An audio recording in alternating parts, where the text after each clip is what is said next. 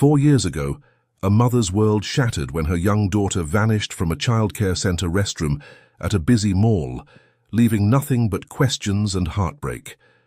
Despite countless posters, tireless cooperation with authorities, and endless nights chasing every possible lead, the child remained missing. But then, one day, while walking along a pristine beach, the mother noticed a private wedding ceremony taking place in a cordoned-off section, and what she saw in that moment made her freeze in horror. Before we dive into this shocking story, let us know where you're watching from today.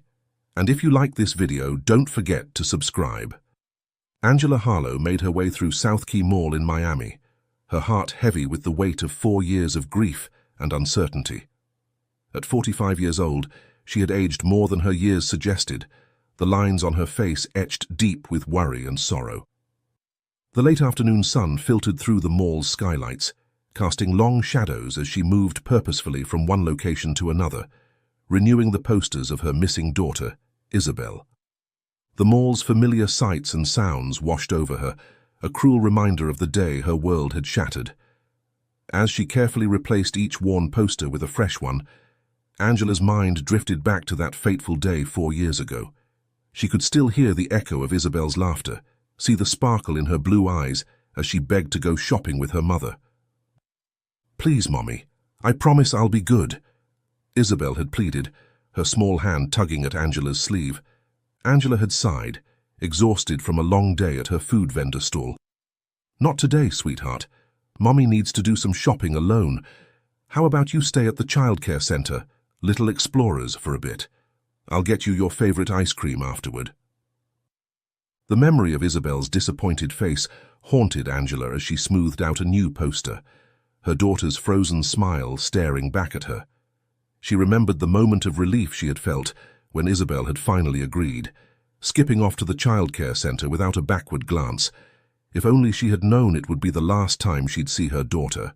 As Angela moved through the mall, she noticed the digital displays flickering to life, each one showing Isabel's missing person ad. It was a small gesture from the mall management, an attempt to make amends for their security failures. But for Angela, it was both a comfort and a torment, a reminder that the world hadn't forgotten Isabel, but also that she was still out there somewhere, lost and alone. The bustling sounds of the mall faded into the background as Angela's mind replayed the chaos of that day. The shrill fire alarm, the panicked crowds, the sickening realization that Isabel was nowhere to be found. She remembered the hours of frantic searching, the growing dread as security footage revealed a shadowy figure entering the restroom and carrying her daughter away. Angela paused at the entrance to Little Explorers, her hand trembling as she affixed the last poster to the glass. The childcare center had changed since that day, new management, increased security measures, but the pain it represented remained constant. 2 security guards stood at attention nearby, their presence a stark reminder of how things had changed. Angela nodded to them, a silent acknowledgement of their shared burden. They had been here that day too, helpless to prevent what had happened. As she stepped back to survey her work, Angela felt the familiar ache in her chest. 4 years of searching, of hoping, of praying for a miracle. 4 years of waking up each morning, wondering if today would be the day she'd finally find answers. The mall around her continued its rhythmic hum of activity, shoppers chatting, children laughing, life moving forward. But for Angela Harlow, time stood still, frozen in the moment when her little girl had vanished without a trace. She took a deep breath, steeling herself for the long night ahead. Tonight, like every night for the past 4 years, she would go home to an empty house, surrounded by memories of a life that now felt like a distant dream. But tomorrow she would wake up and continue her search, because somewhere out there Isabel was waiting to be found.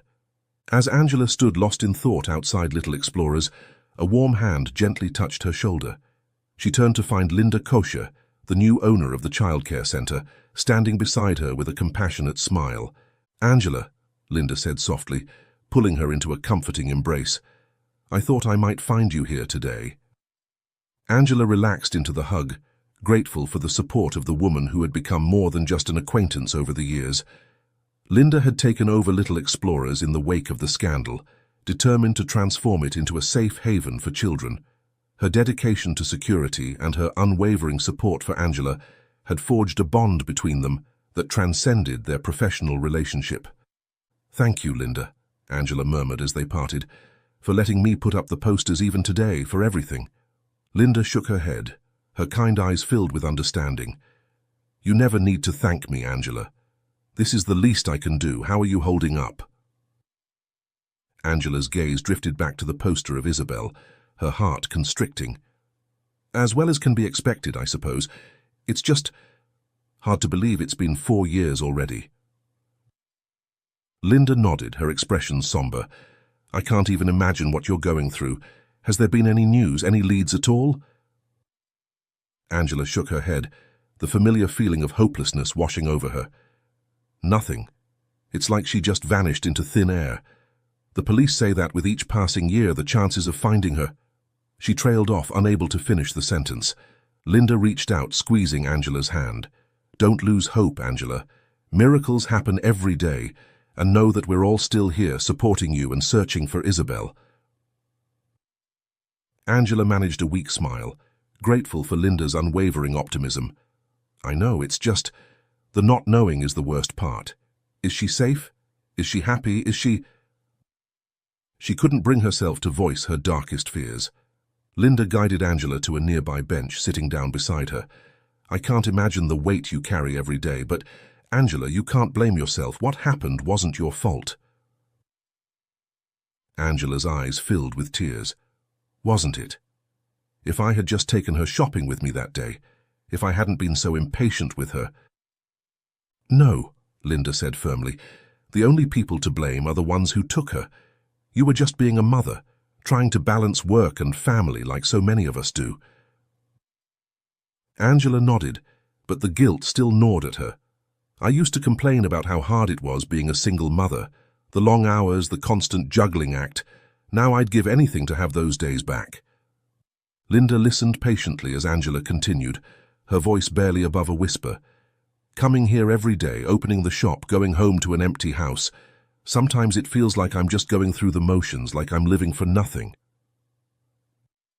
"Oh, Angela," Linda said, her own eyes glistening with unshed tears. "You're living for Isabel. Every day you keep searching. Every time you put up these posters, you're fighting for her. That's not nothing." Angela wiped her eyes, suddenly feeling self-conscious. "I'm sorry, I didn't mean to dump all of this on you. You have your own life, your own concerns." Linda shook her head emphatically. "Never apologize for sharing your feelings, Angela. That's what friends are for." She paused, considering something. "You know, I run a support group for parents who've been through similar experiences. Maybe you'd like to join us sometime?" Angela hesitated. I remember you mentioned it last year. I think I can join sometimes. When is the meeting?" "We meet every Friday at 7 p.m. here at one of the South Key meeting room." Angela nodded understandingly. Linda smiled and reached out to her hand. "There's no pressure. The offer is always open whenever you feel ready. Sometimes being around people who truly understand what you're going through can be incredibly healing." Angela glanced at her watch, realizing how much time had passed. "You're right, Linda. Actually, I don't mind attending the session tonight. I don't think I could just stay home tonight." Linda glanced at the clock on the wall. The numbers glowed 5 p.m., and her heart sank. A look of shock flashed across her face, quickly replaced by guilt. "Oh my God," she gasped, pressing a hand to her forehead. "I can't believe this. How foolish of me. I invited you to the support group, but I have a flight to Puerto Rico this evening. I completely forgot." Angela's eyebrows lifted slightly, though she quickly masked her disappointment. "So, you won't be at the support group tonight?" she asked, already knowing the answer. Linda sighed, shaking her head. "No, I wouldn't be able to make it. Maybe next week?" Angela forced a small smile, but the flicker of letdown in her eyes was unmistakable. "That's okay," Angela said, her voice even, though she couldn't quite hide the way her shoulders slumped. "Have a great trip." She turned to leave, gripping the strap of her bag a little tighter than necessary. But just as she reached the door, Linda's voice called after her. "Wait, actually, I have a better idea." Angela turned, a hint of curiosity replacing the disappointment on her face. Linda smiled, a spark of excitement lighting her eyes. "I'm only going for a short trip, just the weekend. What if you came with me?" Angela blinked. "What?" "I mean it," Linda said, stepping forward. "You need a break, Angela. When was the last time you took a vacation? It might do you good to get away for a few days, clear your head. Why not?" Angela hesitated, torn between her instinct to stay and continue her daily vigil and the temptation of escape, even if just for a weekend. "I don't know, Linda. It's so last minute." "That's the beauty of it," Linda insisted. "No time to overthink. The flight's at 8 p.m. We could be on a beautiful beach by tomorrow morning. What do you say?" Angela looked back at Isabel's poster, then at Linda's hopeful face. Maybe a change of scenery would help. Maybe she'd come back with renewed energy to continue her search. "All right," she said, surprising herself. "I'll do it." Angela looked back at Isabel's poster, then at Linda's hopeful face. Maybe a change of scenery would help. Maybe she'd come back with renewed energy to continue her search. "All right," she said, surprising herself. "I'll do it." Linda beamed, pulling Angela into another quick hug. "Wonderful. I'll see you at the airport in an hour. Pack light. We'll only be gone for the weekend." As Linda hurried off to make arrangements, Angela stood there, still somewhat stunned by her impulsive decision. She made her way to her food vendor stall, where her trusted employee, Luca, was busy serving customers. "Luca," she called, pulling him aside, "I need a favor. I'm going away for the weekend. Can you handle closing up tonight and send me the sales recap?" Luca's eyebrows shot up in surprise, but he quickly nodded. "Of course, Angela, don't worry about a thing. It's about time you took a break." Angela smiled gratefully, realizing how much she relied on Luca's steady presence. Without him, she might have given up on the business years ago. As she left the mall and headed home to pack, Angela's mind was a whirlwind of emotions. Excitement at the prospect of a spontaneous trip warred with guilt over leaving, even for a few days. But as she threw a few essentials into a small suitcase, she couldn't help but feel a tiny spark of hope. Maybe this trip was exactly what she needed, a chance to recharge, to gain a new perspective. With one last glance at the framed photo of Isabel on her nightstand, Angela zipped up her suitcase and called a taxi. As she locked her front door, she whispered a silent promise to her missing daughter. "I'll never stop looking for you, Isabel, but maybe, just maybe, this trip will help me find the strength to keep going." The taxi arrived and Angela climbed in, her heart racing with a mix of anticipation and trepidation. As the familiar streets of Miami slipped by outside the window, she allowed herself, for the first time in years, to look forward to something. Even if it was just a weekend away, it felt like the first step on a new journey, one that might somehow lead her back to Isabel. Angela navigated the crowded Miami airport, gripping her suitcase tightly as she met Linda at the check-in counter. Linda excitedly shared details about their destination, a private beachside villa, and refused to let Angela pay her back for the flight, insisting it was a gift. After a 2.5-hour flight, they landed in Puerto Rico just before midnight, stepping out into the humid night air before hailing a taxi to their destination. The ride wound through dark streets lined with lush tropical foliage, the ocean occasionally visible under the moonlight. When they arrived, the villa was a sprawling single-story home with large windows that gleamed under the night sky. Inside, the interior was warm and inviting, a perfect blend of tropical luxury and comfort. Linda had mentioned that the villa belongs to her best friend, who is also her business partner, and for years she had the freedom to come here on short notice whenever she wanted. Her friend had even given her a key to the property. Linda insisted Angela take the master bedroom with the ocean view. Alone at last, Angela sat on the bed, overwhelmed by the drastic shift from her reality earlier that morning, posting missing person flyers for Isabel. She changed into her sleepwear, and just before she slept, she took her phone and scrolled through old photos of her daughter like every other night's, her heart aching as she traced her little girl's face on the screen. Silent tears slid down her cheeks as she whispered a promise into the darkness, hoping Isabel was safe, wherever she may be. The luxury of the villa offered no relief to the aching, longing heart that yearned years for her daughter. As exhaustion took over, Angela listened to the rhythmic crash of waves outside. A thought, fragile but persistent, crept into her mind. Perhaps this trip was more than an escape. Perhaps it was a chance to gather strength, to rekindle hope. With that, she drifted into a restless sleep, Isabel's face lingering in her dreams. The first rays of Caribbean sunlight filtered through the curtains, gently rousing Angela from her slumber. For a moment she lay still, disoriented by the unfamiliar surroundings. Then, as the events of the previous day came rushing back, she sat up, taking in the luxurious master bedroom of the villa. Angela slipped out of bed, her bare feet padding softly on the cool tile floor. She made her way to the living room, where floor-to-ceiling windows revealed a breathtaking view of the beach just beyond the villa's backyard. The sight of the turquoise waters and pristine sand momentarily took her breath away. "Beautiful, isn't it?" Linda's voice came from behind her, startling Angela slightly. She turned to see her friend, already dressed for the day, a warm smile on her face. "Linda, this place is incredible. I can't believe we're staying here." "Did you sleep okay last night?" Angela managed a small smile. "Better than I have in a long time, actually. And that view. Linda, it's absolutely stunning."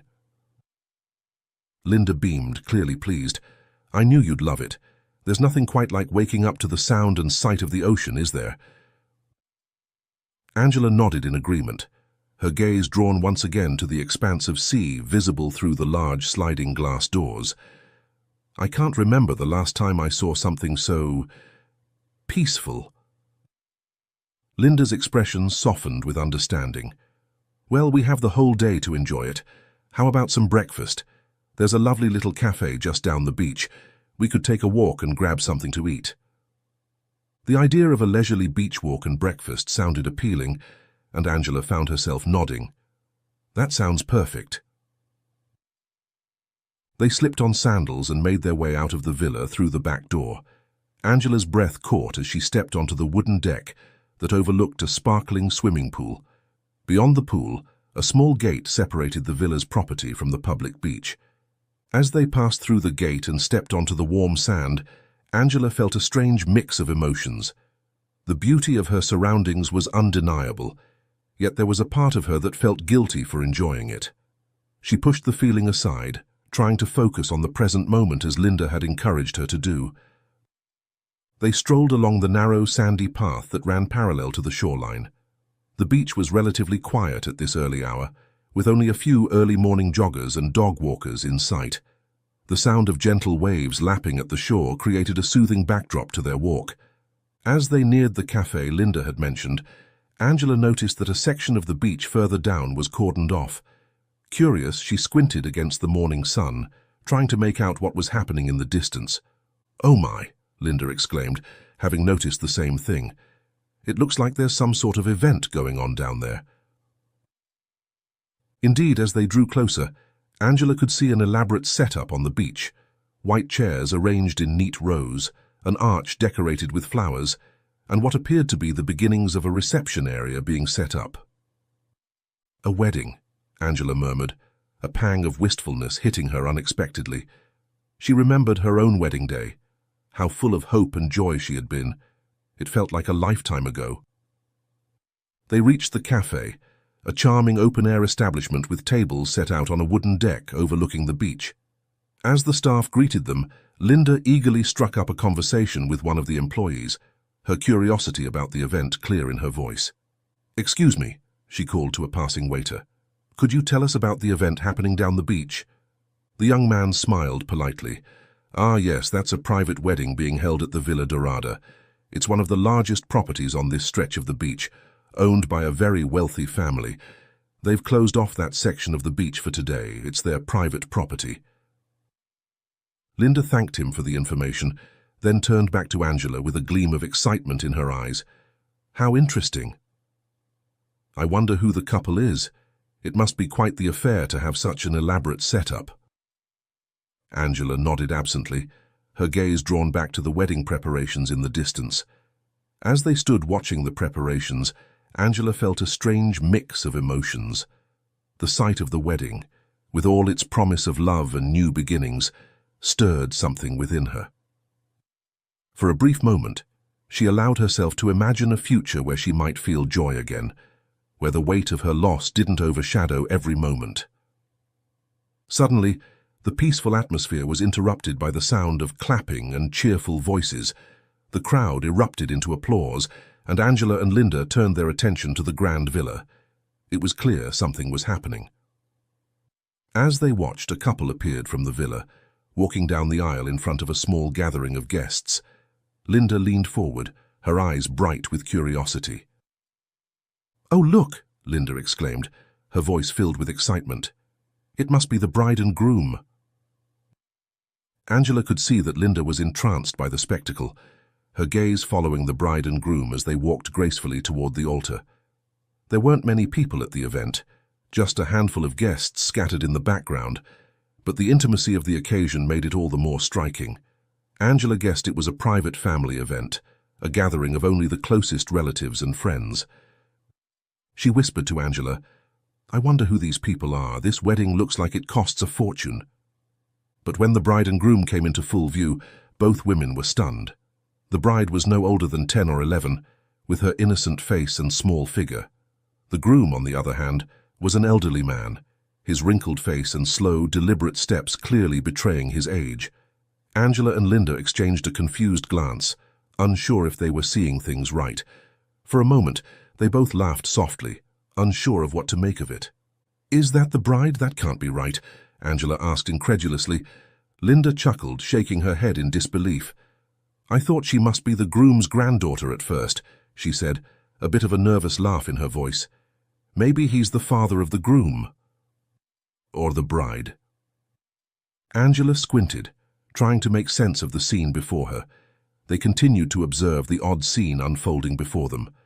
As they watched, it became clear that no other couple had emerged from the villa, and Linda, feeling the growing bewilderment, turned to Angela and whispered, "Where's the groom and the bride?"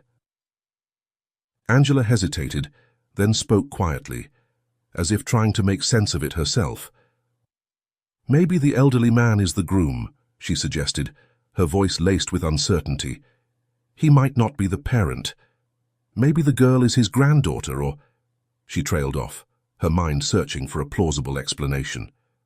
But then again, maybe he is the groom, and they're just waiting for the bride.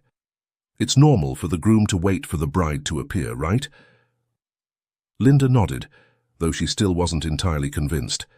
They continued watching, both of them trying to piece together what was happening as the couple walked solemnly down the aisle, their steps slow and deliberate, as if each was carefully measured.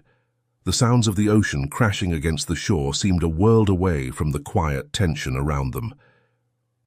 But as they watched, something began to unsettle Linda.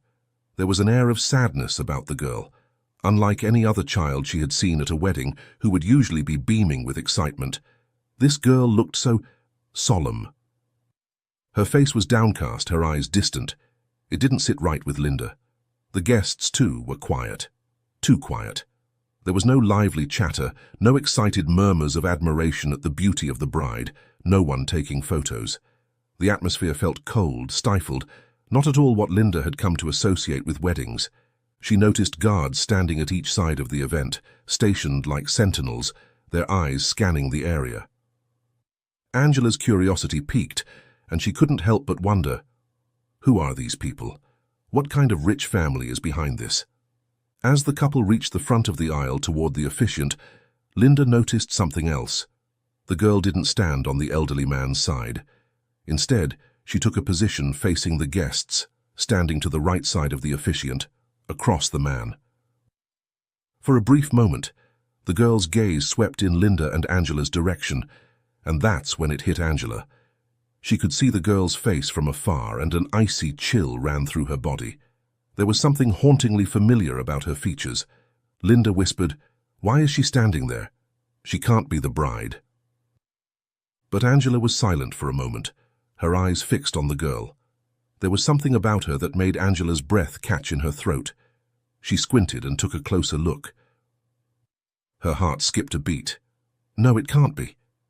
But the girl looked so much like her own daughter, so similar, in fact, that Angela's mind couldn't help but spin of the unmistakable resemblance. "Linda," Angela whispered, her voice trembling. She looks like my daughter Isabel, don't you think?" Linda turned to her, concern etched across her face. I'm not so sure, Angela. It's quite a distance from here. And about Isabel, I don't think so. It's been 4 years. Maybe it's just a resemblance?" Angela stood frozen, unable to tear her eyes away from the young girl. "I know it sounds crazy, but there's something about her. The way she moves, the shape of her face, it's like looking at a ghost." Linda stared at her. "Are you serious, or are you imagining things? It could be the trauma, Angela. You're seeing things that aren't there." "But why is she standing like that? It's as if she's the bride. Look at her face. Look at the way the guests are acting. No one's reacting like they're at a wedding." Linda paused, her brow furrowed as she tried to make sense of it. "You're right, but if she's the bride, why would they still be waiting for the ceremony to begin? It doesn't make sense. If she was the bride, they would have started right away." Angela exhaled sharply, trying to ground herself. "You're right. That girl can't be the bride. There are guests and the officiant there. They won't let something like that happen," she suggested, though doubt lingered in her voice. "It's possible they're waiting for the bride to make her entrance." Linda nodded slowly, her concern still heavy. "You're right," she said. "They must be just the family." She glanced around, her eyes scanning the surroundings. "Anyway, maybe we should leave. We shouldn't linger here, staring at other people's private lives. One of the guards might come over and catch us looking." Linda started turning away, stepping back toward the cafe, but Angela hesitated. Her curiosity was gnawing at her, and she couldn't let go of the strange connection she felt to the girl.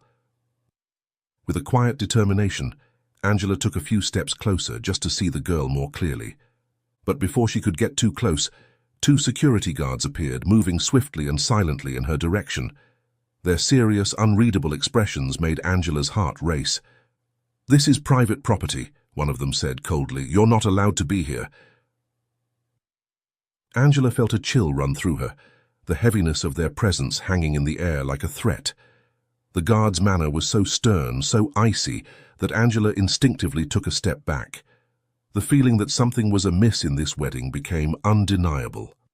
"I'm sorry," Angela murmured, stepping away, her eyes wide with uncertainty.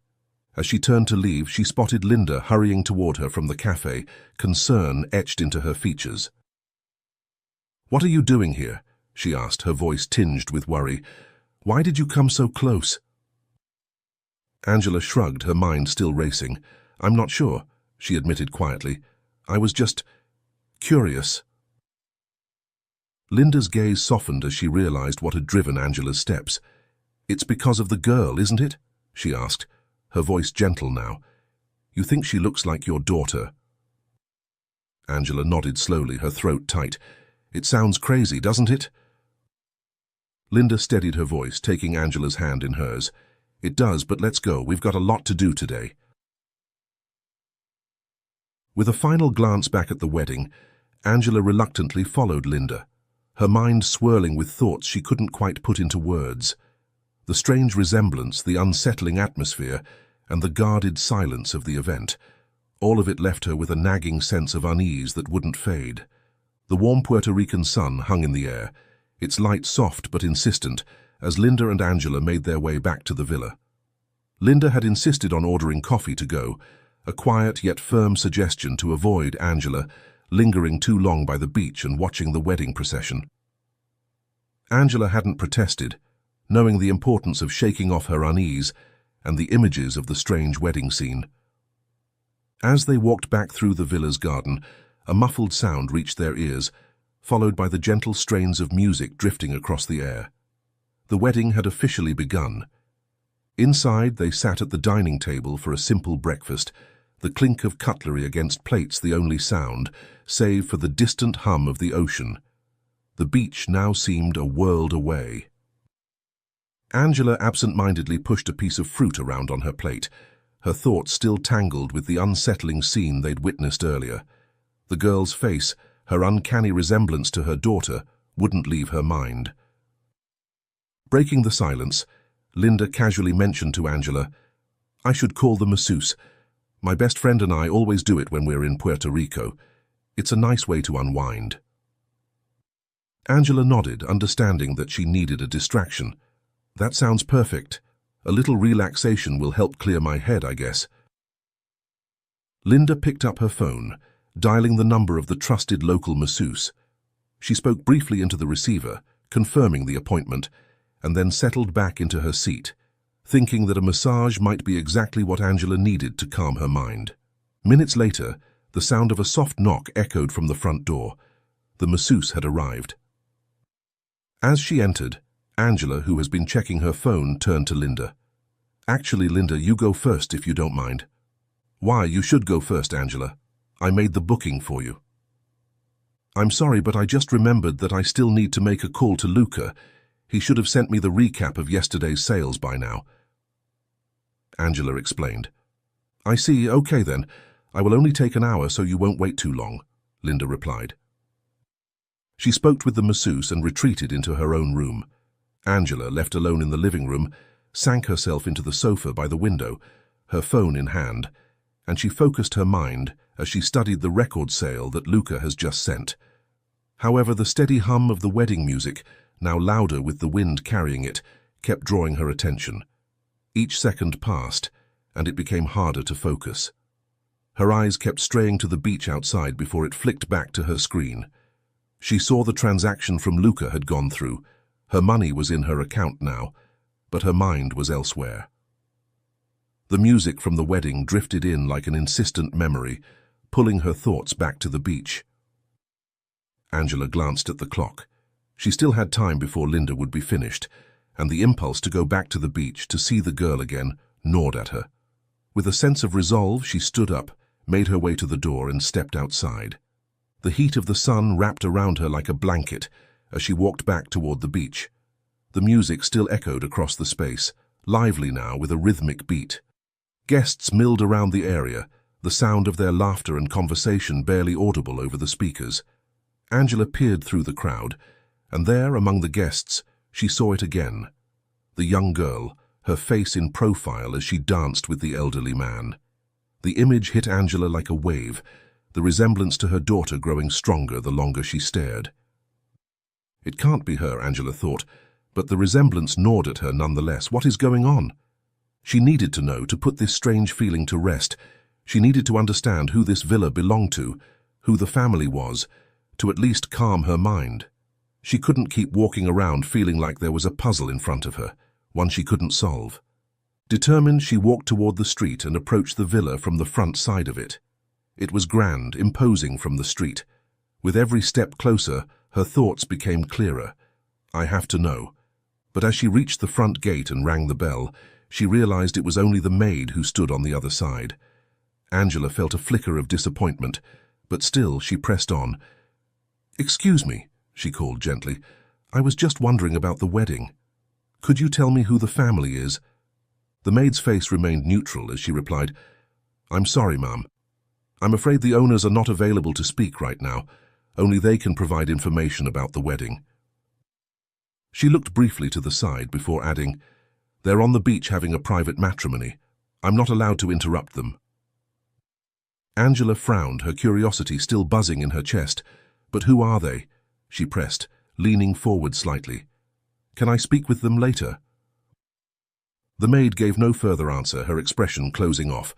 "I'm sorry, I cannot provide you with any more details," she said curtly before turning toward the villa. "I must insist you leave.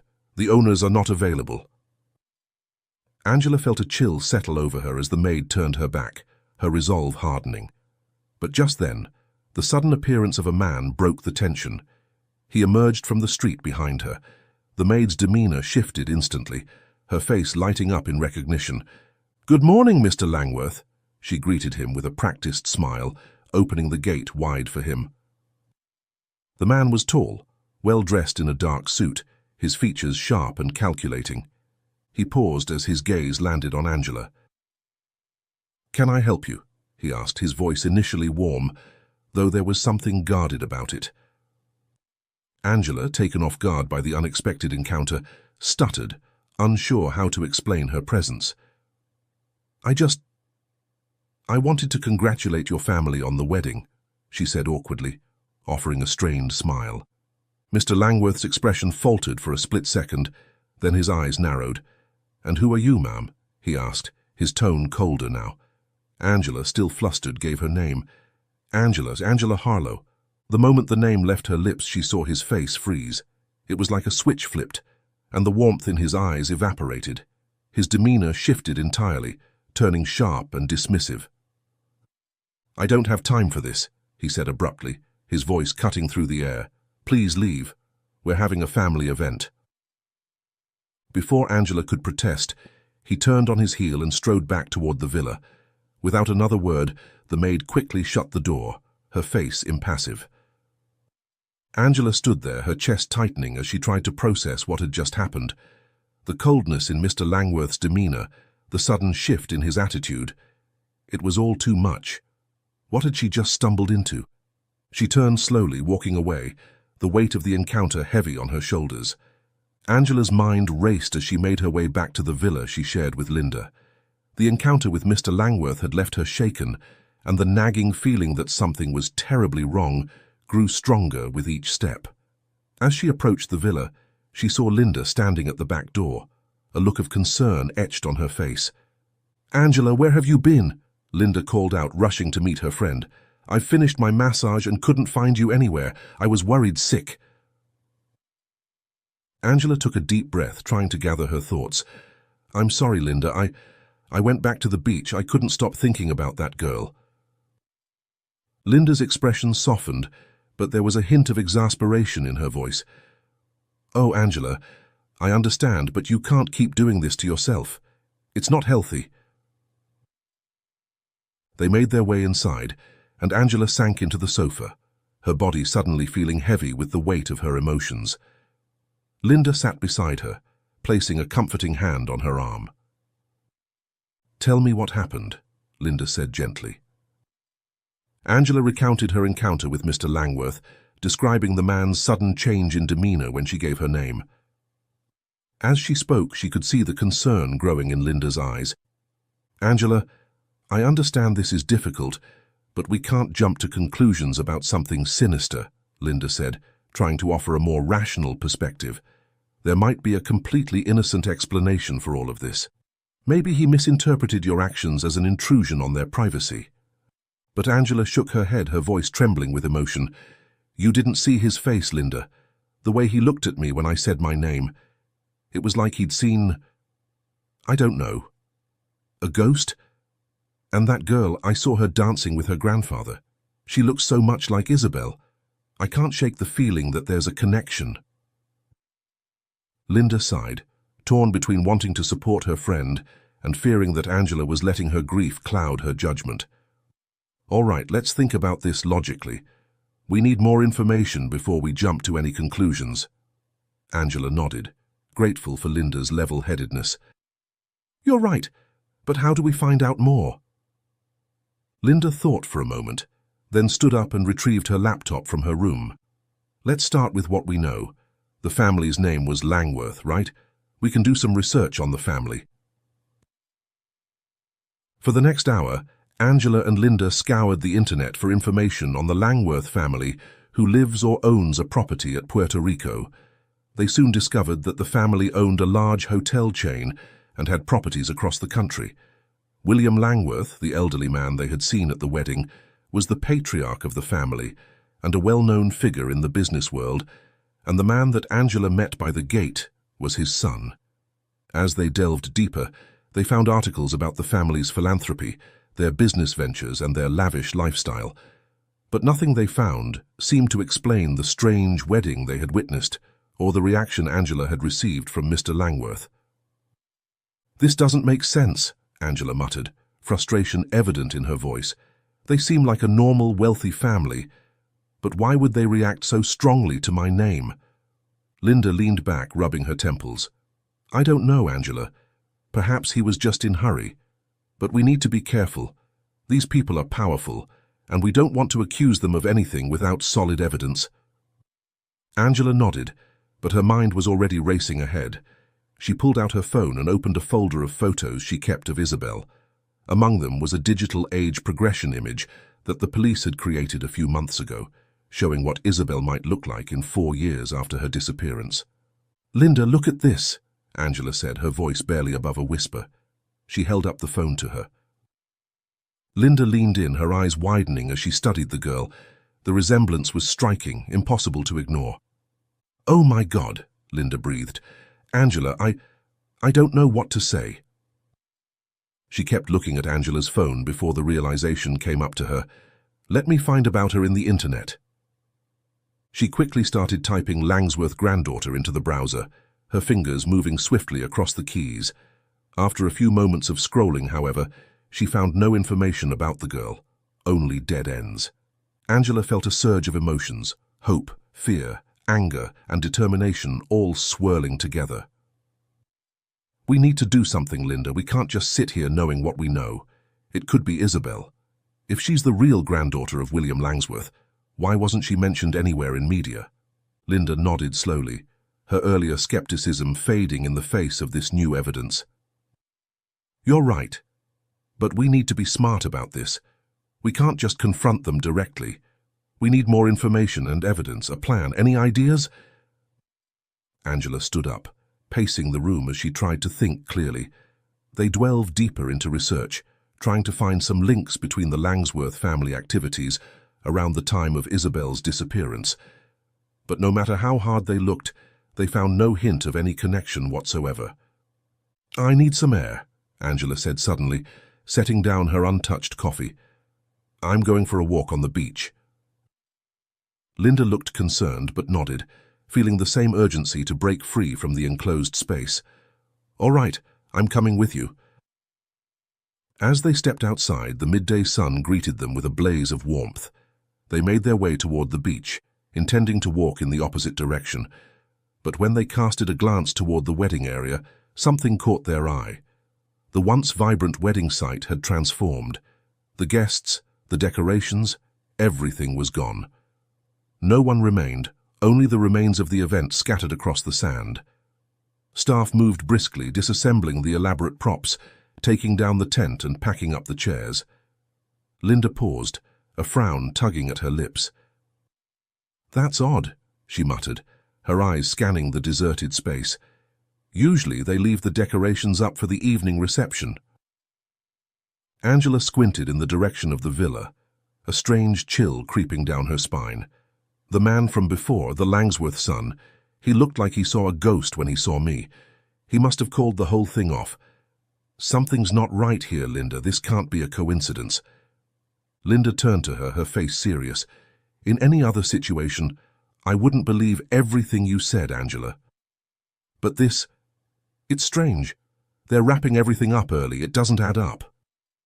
Without another word, they quickened their pace, heading toward the private beach. As they neared the area, they noticed a significant change. The security guards had vanished, and in their place were several staff members, dressed in plain uniforms marked with the name of the service company. The workers were silently cleaning up, gathering trash, and clearing away the last traces of the event. No one seemed to pay them any attention, so Angela and Linda moved closer, their curiosity pulling them forward. The beach was still, eerily quiet now that the celebration had ended. As they stood on the edge, Angela's eyes moved to the villa, her gaze fixed on the windows. As they moved closer, the view became clearer, and Angela's heart began to race. Through the glass she saw her, the girl, her face so familiar, yet out of place in this strange setting. "Look," Angela whispered, pointing toward the figure in the window. Linda's breath caught in her throat as she looked at the girl. The resemblance to Angela's daughter was undeniable. She looks just like Isabel," Linda said, her voice barely audible. Angela's chest tightened, the truth sinking in. The girl's aquamarine blue eyes gleamed in the sunlight, and Angela felt a lump form in her throat. "That's her," she said, her voice trembling with certainty. "Those eyes just like Isabel's." Before they could speak further, the girl seemed to recoil from an elderly man who had approached her, attempting to embrace her. She pushed him away, her body language telling the whole story. Angela's heart ached as she watched the interaction unfold. This wasn't a normal, happy family scene. Suddenly, a voice interrupted their observations. A security guard, his tone sharp, shouted toward them, "You again. I've told you this is private property. You need to leave." Linda and Angela shared a fleeting glance, but neither made a move. They were too captivated by what was unfolding inside. The cleaning staff, hired from an outside service, barely acknowledged their presence, focusing on their tasks while the security guard issued commands. Angela's gaze remained locked on the girl, unable to look away, as the tension in the situation continued to rise. The guard reached for his radio, speaking quickly into it. Angela's gut twisted. "They're calling for backup," she muttered, her voice laced with dread. She knew it was only a matter of time before someone else would show up. Moments later, 2 more security guards appeared, flanking the elderly man. Angela and Linda immediately recognized him. His presence alone sent a ripple of discomfort through the air. He whispered something to the guards, and without hesitation, they began walking toward Angela and Linda. At first, the 2 women thought the guards would merely repeat the demand for them to leave, but instead, the guards spoke in a different tone, their words unexpected. "The boss wants to speak with you." Angela and Linda followed the guards through the private beach, the silence between them growing heavier with each step. As they reached the man, William Langsworth, he turned to face them, his expression cold and imperious. His gaze flicked between them before settling on Angela, his voice cutting through the air like a blade. "I've heard multiple reports of your presence since this morning," he said, his tone laced with annoyance. "What are you doing here?" Angela's jaw tightened, and she didn't flinch when she spoke. "If you've heard those reports, then you know exactly who I am. I met your son." William's lip curled into a sneer. "I know who you are, Angela Harlow," he said with biting emphasis. "A childless widow working at South Key Mall for that pathetic salad bar stand. Now do you know who I am?" Angela's fists clenched at her sides, but she didn't take the bait. "I don't care who you are," her voice low but fierce. "The only reason I'm childless is because you took my daughter from me 4 years ago." William let out a laugh, dark and mirthless. "Who took your daughter? Do you have a single shred of proof to back up your accusations?" His voice dripped with condescension as he stepped closer, his presence imposing. Angela didn't hesitate. "I saw the girl. She has the same blue eyes, the same features as my daughter." William's eyes flickered, a brief moment of hesitation before he composed himself. Without another word, he reached into his wallet and pulled out a check, his hand moving with deliberate slowness. Angela watched, her heart pounding in her chest as he scribbled something on the check, then handed it to her with a smirk. "Here," he said, his voice smooth and calculating. "Take it and leave, never come back, never speak of this again. Let's just say, this is the bride price. With this, you can build up your pathetic salad bar and live a good life no matter how you want." Angela's vision blurred as she stared at the check. $500,000. The amount seemed surreal, like a slap in the face. Her hands shook with fury as she balled her fists, her breath coming in quick, sharp bursts. "How dare you!" she yelled, her voice breaking with a mix of rage and heartbreak. "How could you do this to an innocent girl? What did I do to you that you do this to my family?" William's expression darkened, a cruel glint in his eye. "Innocent?" he scoffed, his voice dripping with contempt. "You should think twice before calling her that. Your daughter's biggest mistake was being too pretty for her own good. She's not innocent anymore." He winked maliciously, his grin sending an icy chill down Angela's spine. Angela's chest constricted, her stomach turning. Her heart shattered as she realized the horrific implications of his words. "Did you?" she gasped, her voice trembling with disbelief. "What did you do to her?" William's smile widened, a cold, triumphant look crossing his face. "I did nothing," he said casually, his words slicing through the air. "Yes, I have trouble restraining myself, and God forbid, but hey, she's my wife now, I have every right." Angela felt as though the ground beneath her feet had disappeared. Her breath caught in her throat, a sob choking her. She couldn't move, could barely breathe, Anger and despair surged through her, her hands trembling as tears filled her eyes. She took a step forward, her chest heaving with the need to confront him, to make him feel even a fraction of the pain he had caused. But before she could move any closer, the security guards seized her, their hands like iron around her arms. They shoved her back, their force overpowering her. Angela struggled against them, but they held her firm, their grip relentless. Linda's heart broke as she watched the scene unfold, her own fury matching Angela's. She pulled out her phone and dialed 911, her hands shaking with the urgency of the moment. The man laughed once more, a cold, heartless sound that echoed in the air. The police? Yeah, right.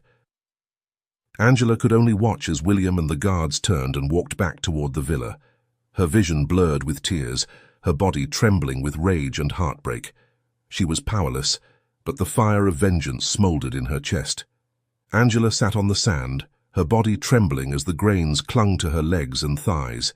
Her face was streaked with tears, her heart heavy with the unbearable weight of the truth she had just learned. The agony in her chest was raw, deep and relentless, and no matter how much she tried to quiet her sobs, they kept rising within her. Linda stood beside her, silent and at a loss for words, knowing that nothing she could say would ease the searing pain of a mother whose child had been stolen away, then violated in the most unimaginable way. Linda gently placed a hand on Angela's back, trying to offer some comfort, but even she could feel the hopelessness in the air. She had no answers, no way to undo what had been done, and no words that could bring the woman beside her even a shred of peace. Then, through the haze of silence, they heard the unmistakable sound of sirens, a piercing wail that grew louder as it approached. The sound sliced through the heavy air and filled Angela's chest with a spark of hope. Maybe this was what they needed. Maybe, just maybe, the police would finally make things right. Linda squeezed Angela's hand, urging her to stand. "We have to go to the police," she said quietly, her voice steady despite the turmoil raging inside her. Angela, her heart still in tatters, nodded. They moved slowly, Angela's legs unsteady as she fought to regain some semblance of control. They walked to the street side, their feet dragging through the sand as the sound of sirens grew louder, until they reached the front of the property. 2 police cars were parked at the villa's long driveway, their flashing lights illuminating the otherwise bright afternoon. 2 officers were approaching the gate, their expressions unreadable. When they reached the villa's front, an officer from the second car approached them, his tone commanding as he told them to stay back. Angela looked past him, her gaze flicking to William Langsworth, who was accompanied by his 2 bodyguards. She watched as he argued heatedly with the officers at the gate. Then, after a few moments, both he and the officers disappeared into the villa. The quiet that followed was unsettling. Linda looked at Angela, her brow furrowed. "What's going on?" she asked, her voice laced with uncertainty. The officer who had approached them didn't answer immediately, his eyes wary. His silence was all too telling. Angela's stomach twisted. The realization hit her like a slap in the face. The man was likely trying to talk and buy his way out and keep the officers silent, to bury the truth along with his secrets. Her fingers tightened around the check, still burning a hole in her pocket, imagining the officers greedily accepting even a fraction of the bribe. She glanced at Linda, her heart sinking. But she couldn't give up, not now, not when she was this close. She turned to the officer beside them, her voice desperate. "Please," she began, her words trembling. "I've been missing my daughter for 4 years. Please, you have to help me. I have proof." She pulled out her phone, showing him the poster of her daughter, her eyes pleading. "This is her. You have to do something. That man took her." Then Angela pulled the check from her pocket and showed it to the officer too. The officer's expression softened, though he still seemed stunned by the severity of her words. He hesitated, then radioed the 2 officers inside the house when no one copied. He then radioed the station, calling for backup. Angela's breath caught as she heard him relaying the situation. It was a small victory, but a victory nonetheless. The officer didn't seem swayed by the man's wealth or influence. He was taking this seriously.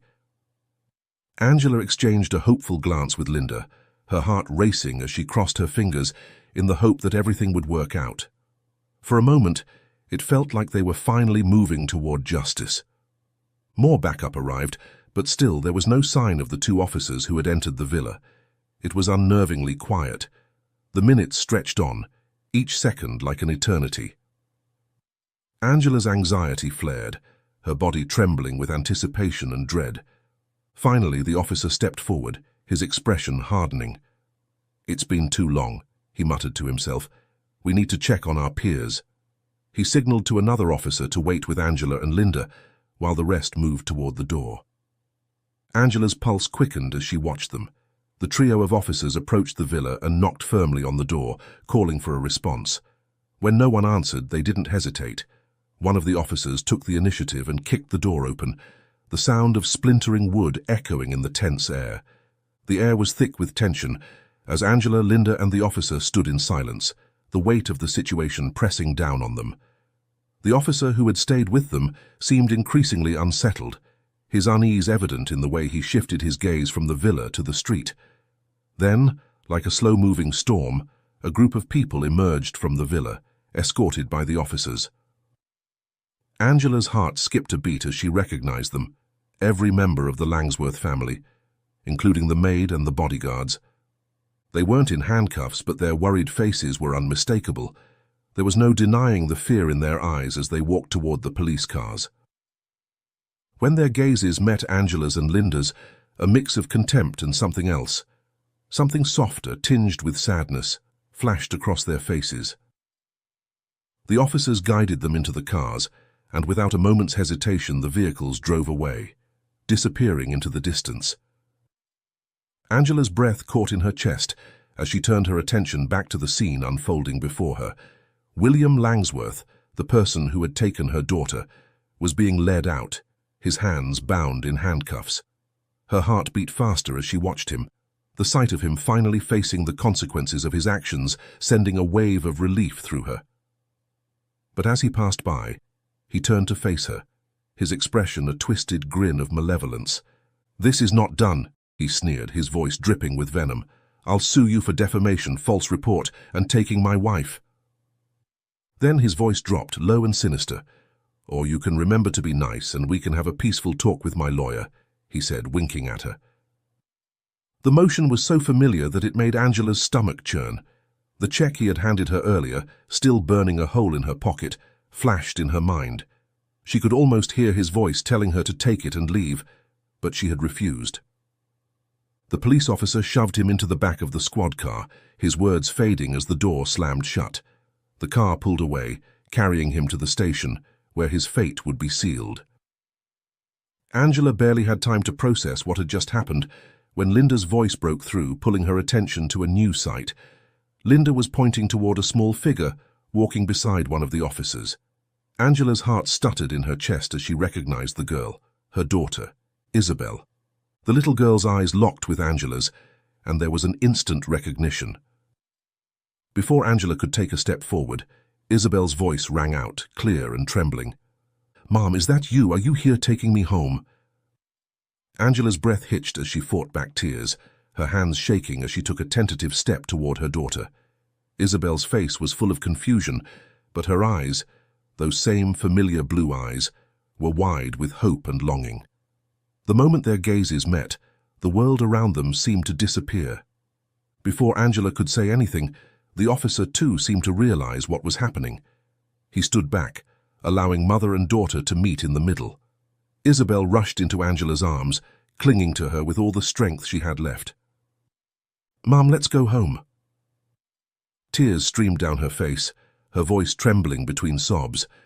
"I promise I won't bother you when you shop again. I promise I'll be good."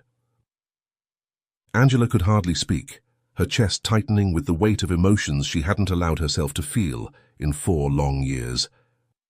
She shook her head, her voice a broken whisper. "You were never a bad kid," she choked out. "You did nothing wrong, sweetheart. Those were bad men who took you, and it was all my mistake." Isabel pulled back slightly, her small hands touching Angela's tear-streaked face. "Mom, don't cry like that," she said softly, her voice filled with concern. Angela sobbed, pulling her daughter back into her arms, holding her as if she might disappear again. Linda stood quietly beside them, tears in her own eyes as she watched the long-awaited reunion unfold. There was no more anger, no more pain, only the overwhelming relief of a mother holding her child again. As Angela stood up, her knees stiff and weak, she held Isabel close, her fingers trembling as she gently brushed a strand of hair from her daughter's face. She looked into her eyes, her heart filled with so much emotion that words couldn't seem to capture it. "I think we'll need to go to the police station first, sweetheart," Angela whispered softly, her voice cracking. "The police would want to speak to us, but I promise I'll never leave you again." Isabel nodded, the confusion and fear still in her eyes slowly giving way to the comfort of her mother's presence.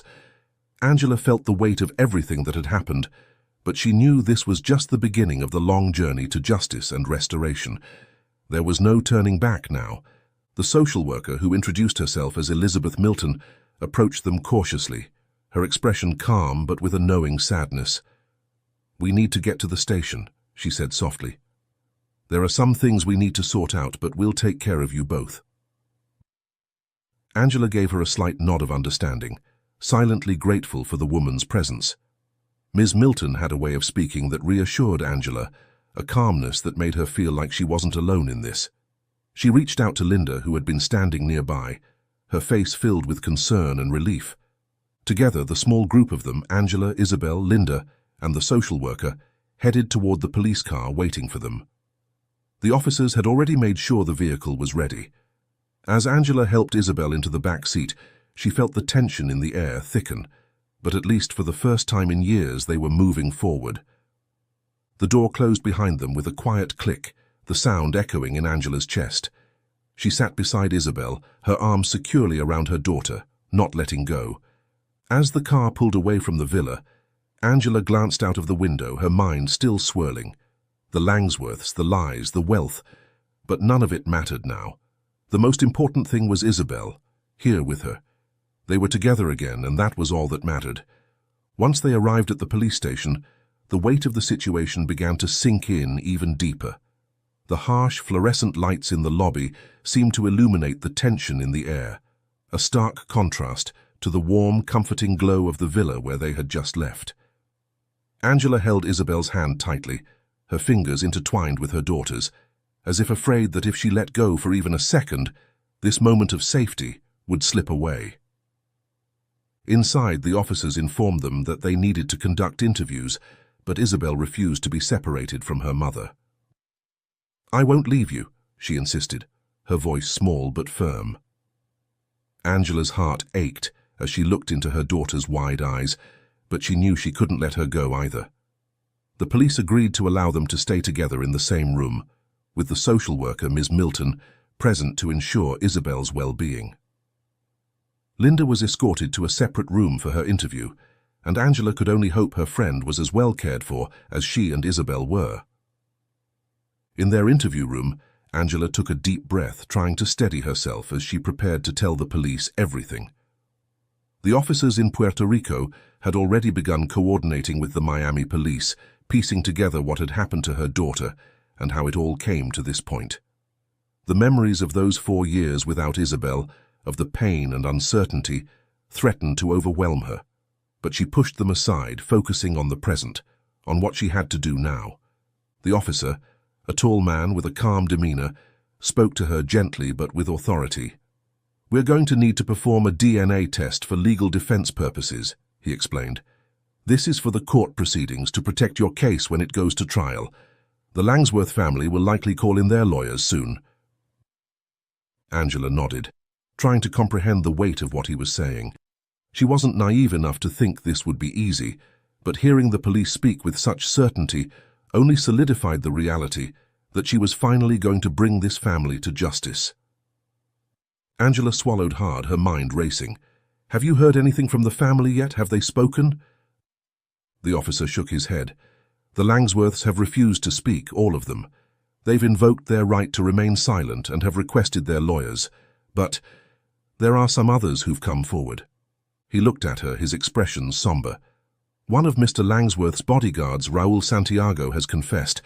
He admitted to taking Isabel that day from the restroom. He's been spying on the childcare center for months, getting familiar with the mall's security cameras. even bribing staff to help him. He targeted the children, took pictures, and sent them to Langsworth so he could choose. Angela felt sick as the officer continued. Raoul says he was paid handsomely for the kidnapping, but now he says he couldn't live with himself anymore. He felt guilty, and when we questioned him, he confessed it all. Did he say how they did it? Angela asked, her voice barely above a whisper. Yes, the officer said, his face hardening. Raoul admitted that he sedated your daughter in the restroom. He caused a distraction by setting off the fire alarm to cover his escape. Then he took her, got her into a car, and left without a trace. It seems Mr. Langsworth had prepared all the documents to transported your daughter here to Puerto Rico. Angela's breath caught in her throat, and she squeezed Isabel's hand tighter, trying to keep her composure. Her daughter had been through so much, and hearing the details of what had happened, of the brutality and deception involved, made her heart ache. But that's not all, the officer continued. We also spoke with one of the maids, who revealed that Mr. Langsworth had a pattern of choosing children to bring into his household under the guise of marriage. He had been married 5 times, unofficially, of course, consistently seeking a new child every decade. The maid admitted to being part of the family's inner circle, explaining that Langsworth's father had purchased her from her parents when she was young. She had served the family for decades, catering to all their demands, no matter how disturbing. Based on our current findings, we suspect that the entire family is remaining silent to shield Mr. Langsworth, whom they see as the central and most powerful figure, the one holding their wealth and business together. Angela could hardly process what the officer was telling her. She couldn't fathom the cruelty of it all. These people thought they were above the law, above morality, simply because they had wealth and power. The more she heard, the more disgusted she became, but also the more determined she felt to bring that family to justice. Just then, the team that would gather her and Isabel's DNA swab arrived. Angela stood there, watching them with a strange sense of relief mixed with apprehension. This wasn't over yet. The road ahead would be long and there would be battles in court, but for the first time in years, Angela felt like she was on the path to reclaiming her life and her daughter's future. As the sample was taken, Angela reflected on everything that had brought her here. Her mind drifted back to the moment when she first found out Isabel was missing, the feeling of helplessness and terror that had consumed her. Now she was holding her daughter again, and although the fight wasn't over, there was hope. She wasn't just fighting for justice anymore. She was fighting for a future, one where Isabel would never have to look over her shoulder in fear, where she could grow up free from the shadows of men like William Langsworth. Angela had been given her daughter back, and she would never let her go again. The Langsworth family, with all their money and power, might have thought they were untouchable, but Angela knew one thing for sure. They were wrong. She would make sure they paid for what they had done, and she would do it for her daughter, for Isabel, who was now safe in her arms once more.